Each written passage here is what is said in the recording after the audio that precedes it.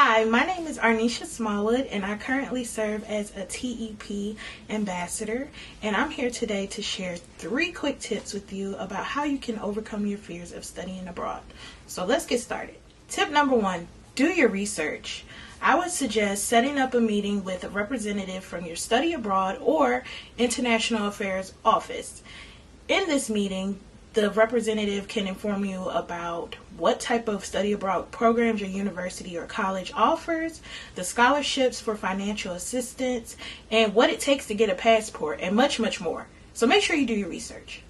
Tip number 2, make sure that you connect with the student that has previously studied abroad.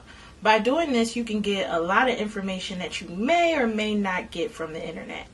And the student can pretty much give you a crash course on what it's like to study abroad for the first time. And don't worry about if you can't connect with the student that has already studied abroad.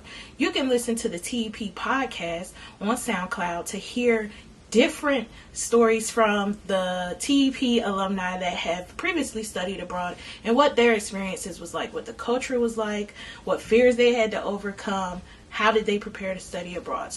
And last but not least, tip 3. Just do it. The best way to overcome fears is to conquer them head on and to push you outside of your comfort zone. Hey, you never know. You may learn something about yourself. I hope that these tips give you the encouragement that you need to move forward with your studying abroad journey. If you need more information, please visit www.studyinbelize.com and take care. Bye, guys.